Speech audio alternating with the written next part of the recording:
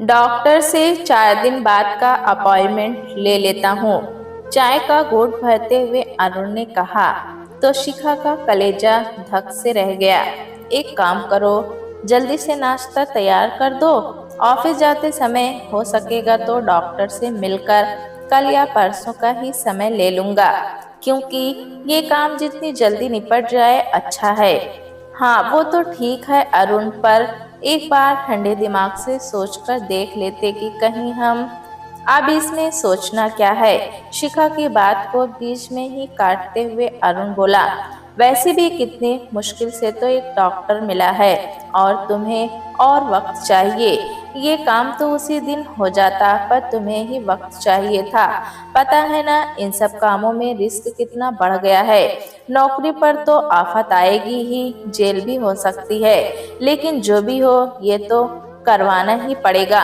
माँ सही ही कह रही हैं कि जितनी जल्दी इस समस्या से छुटकारा पा ले अच्छा है। पर अरुण, क्या पर? कहना क्या चाहती हो तुम? पता है ना, सिर्फ तुम्हारी मूर्खता के कारण आज तीन तीन बेटियां पैदा हो गई। लेकिन इस बार कोई मूर्खता नहीं करूंगा मैं, क्योंकि मुझ में अब और बोझ उठाने की ताकत नहीं है। बुनबुनाता हुआ अरुण अखबार में आंखें गड़ा दिया कि तभी 2.5 साल की प्यारी सी जूही पापा पापा कर उसकी गोद में चढ़ने की कोशिश करने लगी। लेकिन अरुण ने बड़ी निर्दयता से उसे परे ढकेल दिया और उठकर कमरे में चला गया। अरुण का व्यवहार देख शिखा की आंखों से दो बूंद आंसू टपके और रोती हुई बच्ची को गोद में उठाकर वो भी अरुण के पीछे पीछे कमरे में आ गई। अरुण, एक बार सोचकर देखो ना, अगर ये बेटा होता तो क्या उसकी जिम्मेदारी नहीं उठानी पड़ती तुम्हें? बोलते बोलते शिखा की आवाज भर्रा गई। अरुण, ये भी तुम्हारा ही खून है ना, और क्या पता कल को यही बेटी तुम्हारा नाम रोशन करे। अरुण, एक बार फिर से सोचकर देखो, शिखा गिड़गिड़ाई। लेकिन अरुण ये बोलकर बाथरूम में घुस गया कि ज्यादा भावना में बहने की जरूरत नहीं है, और बच्चे को सिर्फ जन्म देने से ही सब कुछ नहीं हो जाता। पालने के लिए पैसे भी चाहिए होते हैं। इसलिए ज्यादा मत सोचो, वरना हम फैसला लेने में कमजोर पड़ जाएंगे। अरुण के तर्क वितर्क के आगे शिखा की एक न चली। सोनी और मोही को स्कूल भेजकर वो जल्दी जल्दी अरुण के लिए नाश्ता बनाने लगी। ऑफिस जाते समय रोज की तरह प्यारी सी जूही जब पापा को लंच बॉक्स लेकर लड़खड़ाते कदमों से पापा पापा करने लगी, तो अरुण को उसे गोद में उठाना ही पड़ा। लेकिन जैसे ही माँ सुमित्रा पर उसकी नजर पड़ी, जूही को गोद से उतारकर फिर वही हिदायत देकर घर से निकल पड़ा। हाथों में पूजा का थाल लिए जिस तरह से सुमित्रा ने शिखा को घूर कर देखा, वो सकपका कर रह गई। अरुण को ऑफिस भेजकर वो जूही को दूध पिलाकर सुलाने की कोशिश करने लगी। जानती थी सुमित्रा को मंदिर से आने में घंटा भर तो लगेगा ही। रोज ही ऐसा होता है। मंदिर में पूजा के बाद भजन कीर्तन करके ही वे घर लौटती हैं। लेकिन ये कैसी पूजा है जहाँ देवी की पूजा तो होती है, लेकिन वहीं एक अजन्मी बच्ची को जिसे देवी का रूप कहा गया है, माँ के पेट में ही मारने का फरमान सुना दिया गया। हाँ, सुमित्रा ही नहीं चाहती कि ये बच्ची पैदा हो। वो इस बच्ची को माँ की कोख में ही मार देना चाहती है, और अरुण भी अपनी माँ का ही साथ दे रहे हैं। लेकिन शिखा क्या करे? किससे जाकर कहे कि वो अपनी बच्ची को जन्म देना चाहती है, उसे इस दुनिया में लाना चाहती है। शिखा आज तन मन दोनों से कमजोर महसूस कर रही थी। दुख तो उसे इस बात का हो रहा था कि एक माँ होकर भी वो अपनी बच्ची को बचा नहीं पा रही है, और सबसे ज्यादा दुख उसे इस बात का हो रहा है कि एक बाप होकर भी कैसे अरुण अपनी ही बेटी को मारने के लिए तत्पर है।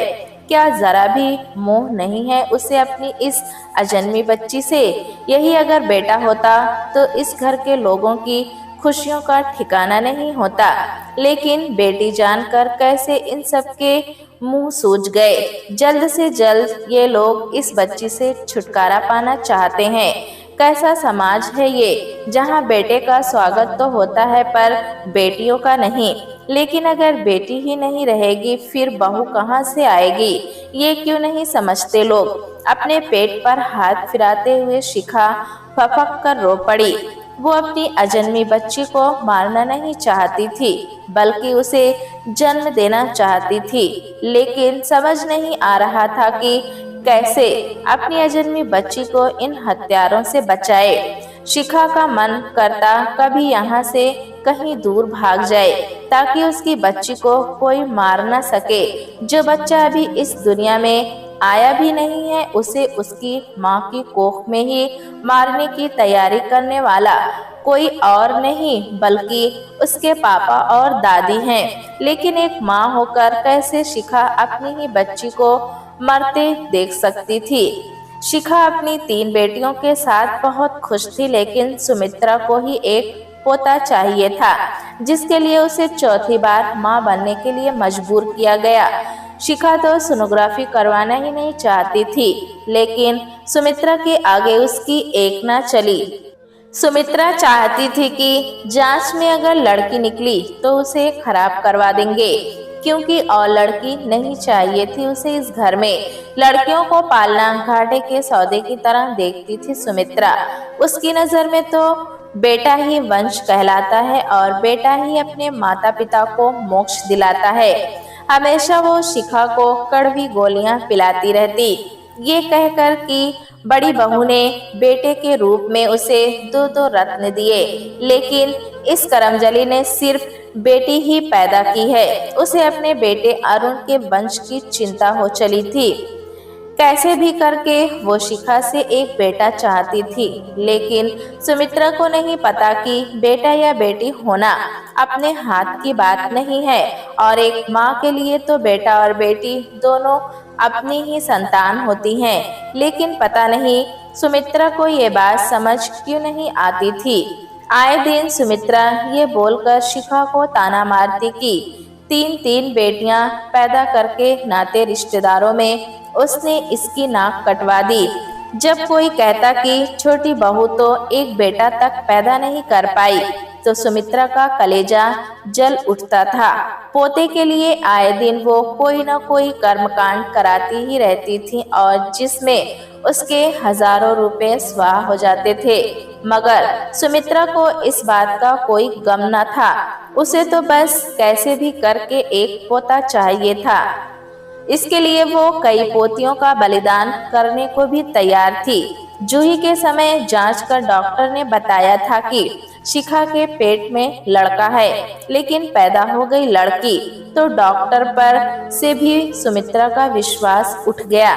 इसलिए इस बार उसने कोई अच्छे डॉक्टर से जांच करवाने की ठानी थी, ताकि फिर कोई भूल ना हो सके। लेकिन शिखा को डर था कि जांच में अगर कहीं लड़की निकली तो ये लोग उसके बच्चे की कब्र उसकी माँ की कोख में ही बना देंगे। इसलिए वो जांच करवाने से टालमटोल कर रही थी।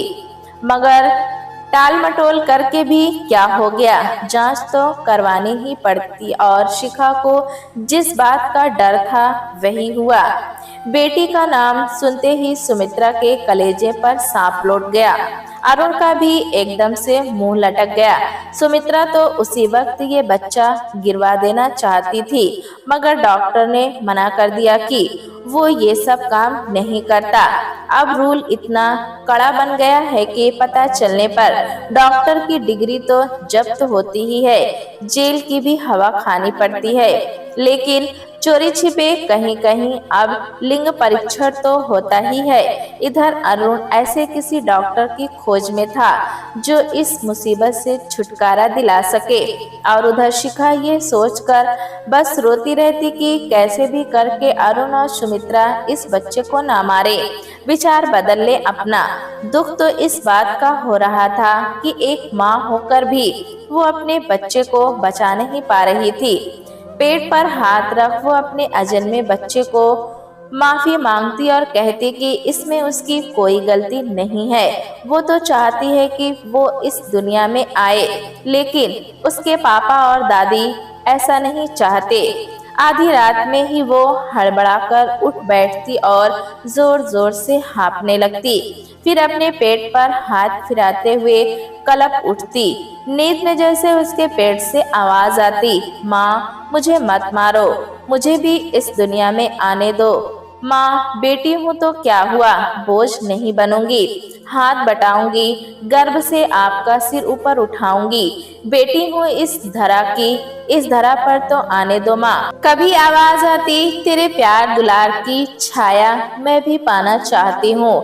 माँ चहक चहक कर चिड़िया सी मैं भी उड़ना चाहती हूँ। माँ महक महक कर फूलों सी मैं भी खेलना चाहती हूँ।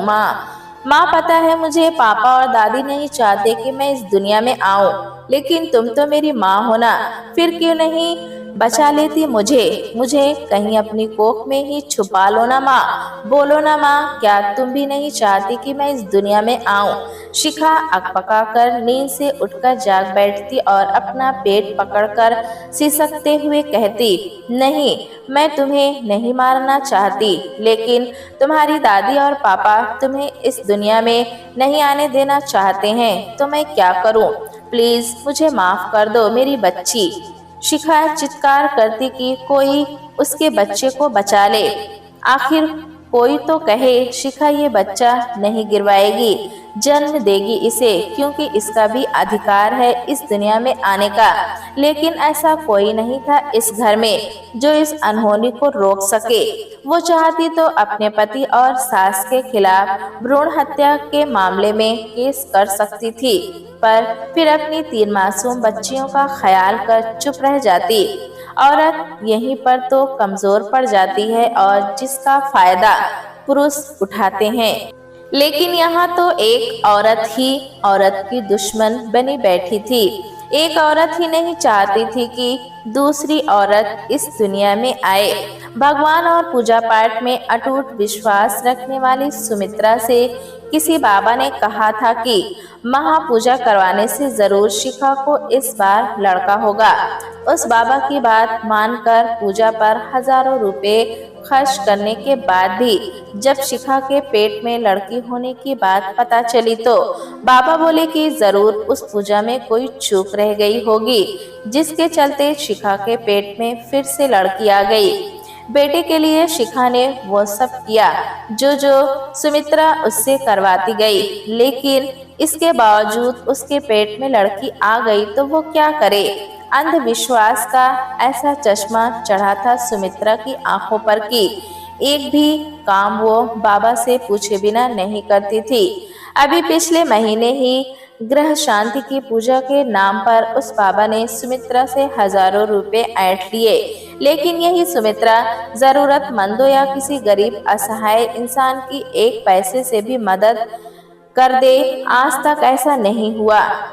दया नाम की चीज ही नहीं है सुमित्रा के दिल में। तीनों पोतियां तो उसे फूटी आंख नहीं सुहाती, जब देखो उन्हें झिड़कती रहती है। बात बात पर ताना उलाहना तो मामूली बात है, लेकिन जब नाते रिश्तेदारों के सामने भी सुमित्रा शिखा और उसकी बेटियों का अपमान करती है तो उसका कलेजा दुख जाता है।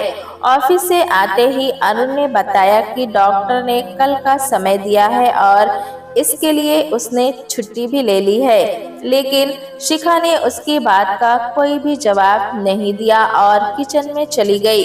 समझ नहीं आ रहा था उसे कि क्या करे, कैसे कहे अरुण से कि वो अपनी बच्ची को नहीं मारना चाहती, उसे जन्म देना चाहती है, क्योंकि इसका भी हक है इस दुनिया में आने का, लेकिन जानती है कि इस बात से घर में कोहराम मच जाएगा और अरुण तो वही करेगा जो उसकी माँ चाहती है, इसलिए वो आंसू पीकर रह गई। रात में जब अरुण अपने लैपटॉप पर व्यस्त था तब बड़ी हिम्मत जुटाकर शिखा बोली, अरुण सुनो ना, मत करो ना ऐसा, गलती क्या है इसकी, यही ना कि ये एक लड़की है, लेकिन आज लड़कियां किसी भी बात में कम हैं क्या। कल्पना चावला, सानिया मिर्जा, झूलन गोस्वामी, ये सब बेटियां ही तो हैं। तो क्या इन्होंने अपने माता पिता का नाम ऊंचा नहीं किया? और अपने ही घर में खुद नीता दीदी को देखो ना, आज वो इतने बड़े बैंक में मैनेजर हैं। बैंक की तरफ से वो विदेश भी जा चुकी हैं। गरीब परिवारों की बेटियों को भी देख लो ना, जब परिवार पर जिम्मेदारियों का बोझ पड़ा तो बेटियां ऑटो रिक्शा और ट्रेन तक चलाने लगी हैं। आज की बेटियां तो चांद तक पहुंच चुकी हैं, हवाई जहाज उड़ाने लगी हैं। शिखा की बात पर कोई ध्यान न देकर अरुण वैसे ही लैपटॉप चलाता रहा। अरुण देखना, हमारी बेटियां भी एक दिन हमारा नाम जरूर रोशन करेंगी, ये मेरा विश्वास है। अरुण देखो, छुओ मेरे पेट को कि क्या तुम्हारे दिल में अपनी बच्ची के लिए दर्द नहीं हो रहा? फिर कैसे तुम इसे मरते देख सकते हो? अरुण प्लीज अपना फैसला बदल दो ना। बेटियां तो आने वाला सुनहरा कल होती हैं, हमें ही देख लो ना, हम 4 बहनें ही हैं, तो क्या हम अपने माँ बाप का ध्यान नहीं रखते हैं ना? बारी बारी से हम उनकी जिम्मेदारी बड़ी शिद्दत से निभाते आए हैं। बेटियां बोझ नहीं होती। अरुण एक बार मेरी बात पर विचार करके तो देखो, अभी भी कुछ नहीं बिगड़ा है। लेकिन अरुण लैपटॉप शट डाउन करते हुए बोला कि वो अपनी माँ की बात से बाहर नहीं जा सकता। सो प्लीज वही बातें बार बार दोहराकर उसका मूड न खराब करे। ये बात तो तय थी कि ये सब सुमित्रा के कहने पर ही हो रहा था। वही नहीं चाहती थी कि शिखा बेटी पैदा करे, वही चाह रही थी कि जितनी जल्दी हो इस बच्ची को गिरवा दिया जाए। हाँ, माना कि अरुण को भी बेटे की चाह है, पर अपनी बच्ची को मारना उसे भी अच्छा नहीं लग रहा था। अरुण ने आज तक अपनी माँ की एक भी बात नहीं काटी।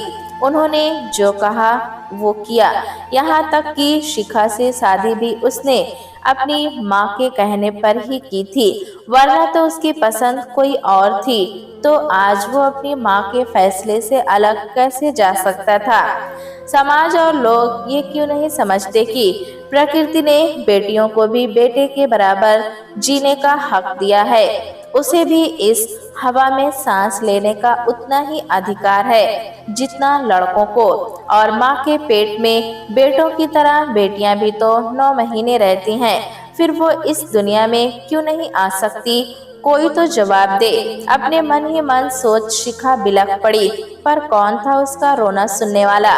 कोई तो नहीं। वो पति जो उसके साथ 7 वचनों में बंधा था वो भी नहीं। कहते हैं प्रकृति और पुरुष मिलकर सृष्टि का संचालन करते हैं, लेकिन जब प्रकृति ही नहीं बचेगी फिर सृष्टि का संचालन क्या संभव है?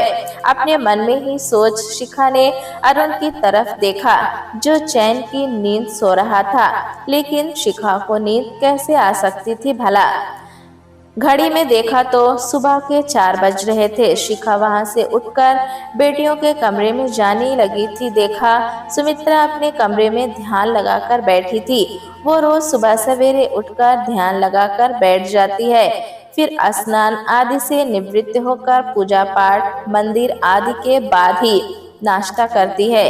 मन हुआ शिखा का कि वहां जाकर उनके पैर पकड़ ले और कहे बख्श दे उनकी बच्ची को। इसके लिए जीवन भर वो सुमित्रा की गुलाम बनकर रहेगी, पर वो अपनी सास के स्वभाव को अच्छे से जानती थी।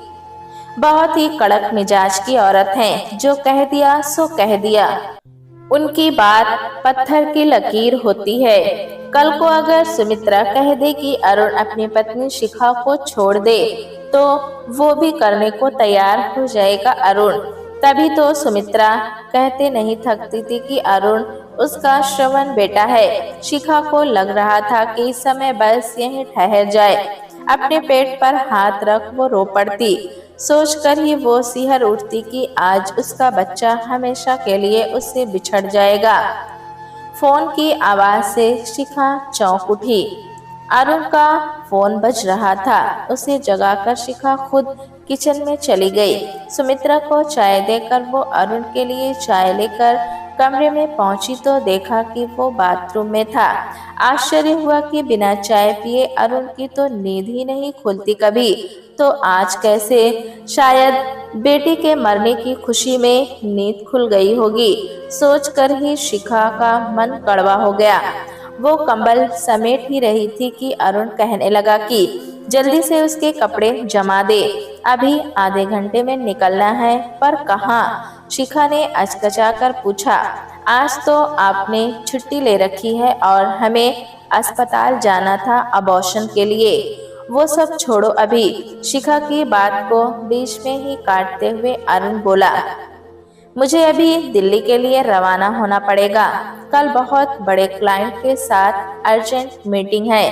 जानती हो शिखा, अगर ये मीटिंग सक्सेस रही तो इस बार मेरा प्रमोशन होना तय है। और सबसे बड़ी बात कि बॉस ने इस काम के लिए मुझे चुना है।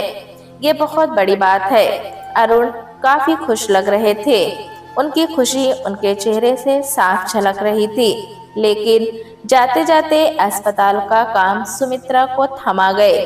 शिखा ये सोचकर बस रोए जा रही थी कि जिस बच्ची को उसने अपनी कोख में 3 महीने संभाल कर रखा, आज उसे उसके शरीर से नोचकर फेंक दिया जाएगा। जूही को गोद में लिए शिखा अस्पताल जाने के लिए घर से निकल रही थी कि सुमित्रा का फोन घनघना उठा।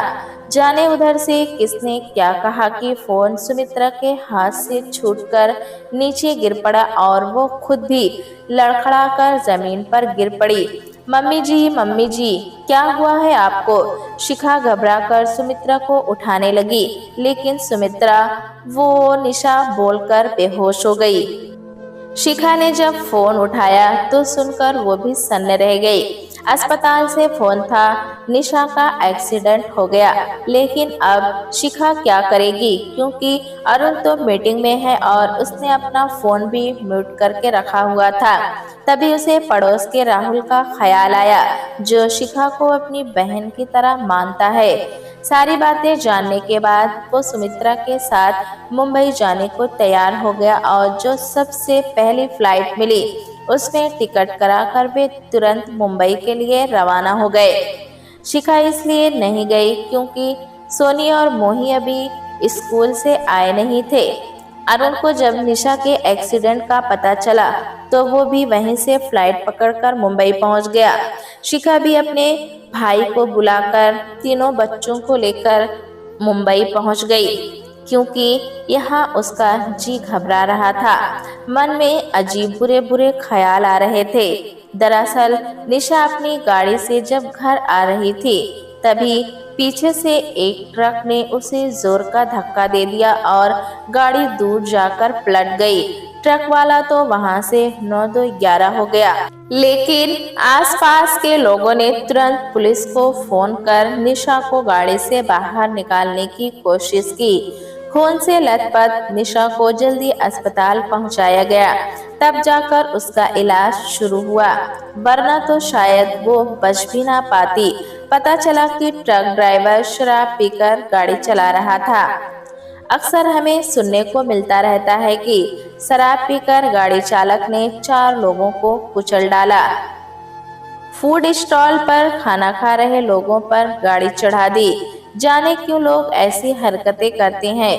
खुद की जान तो जोखिम में डालते ही हैं, बल्कि दूसरों की जिंदगी भी तबाह कर देते हैं। खैर, शुक्र था कि निशा की जान बच गई, लेकिन अभी उसे 1-1.5 महीना और अस्पताल में रहना होगा।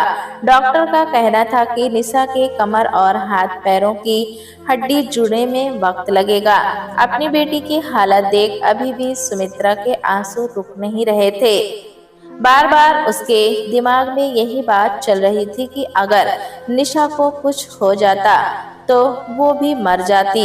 माँ, अब दीदी ठीक है, आप चिंता मत करो। और डॉक्टर ने कहा है कि दीदी अब खतरे से बाहर है। फिर आप क्यों रो रही हो? माँ, अब मुझे निकलना होगा, क्योंकि शिखा को डॉक्टर के पास भी तो लेकर जाना है ना। अभी थोड़ी देर पहले डॉक्टर का फोन आया था। कह रहे थे कि इस काम में जितनी ज्यादा देर होगी रिस्क उतना ही ज्यादा बढ़ेगा। इसलिए जाकर ये काम निपटा ही लेता हूँ। आज सुमित्रा भली प्रकार से शिखा का दर्द महसूस कर पा रही थी। अपने बच्चे के लिए माँ की तड़प वो बहुत गहराई से महसूस कर रही थी। शिखा भले ही चुप थी, मगर उसके दिल में क्या चल रहा है सुमित्रा से छुपा ना रहा। यही कि आज जब अपनी बेटी की जान पर बन आई तो किस कदर सुमित्रा छटपटा उठी। फिर यही उसने शिखा के लिए क्यों नहीं महसूस किया। माँ और बच्चे का रिश्ता तो हर रिश्ते से बड़ा होता है, क्योंकि उनका रिश्ता 9 महीने ज्यादा होता है। एक माँ अपने बच्चे को अपने खून से सींचती है, फिर कैसे एक माँ उसके बहते खून को देख सकती है भला। अपनी करने की सोच पर सुमित्रा का रोम रोम सिहर उठा कि कैसे वो एक माँ की गोद उजाड़ने चली थी, और होती कौन है वो ऐसा करने वाली। आज जब उसकी बेटी पर मुसीबत आ पड़ी, तब उसे एहसास हुआ कि वो शिखा के साथ कितना बड़ा अन्याय करने जा रही थी। ये मैं क्या करने जा रही थी? प्रकृति के साथ खिलवाड़ करने जा रही थी। एक माँ से उसके बच्चे को छीनने का पाप करने जा रही थी। ओह, कितनी बड़ी पापिन हूँ मैं। नहीं, ऐसा नहीं होने दूंगी। मेरी पोती इस दुनिया में जरूर आएगी। अपने मन में ही सोच सुमित्रा उठ खड़ी हुई। रुको अरुण, अब कोई अबॉर्शन नहीं होगा, बल्कि मेरी पोती इस दुनिया में आएगी।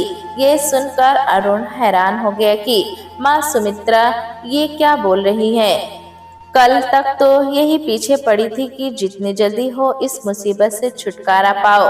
क्या सोच रहे हो? यही ना कि कल तक मैं जिस बच्चे से नफरत करती थी, अचानक आज मुझे क्या हो गया?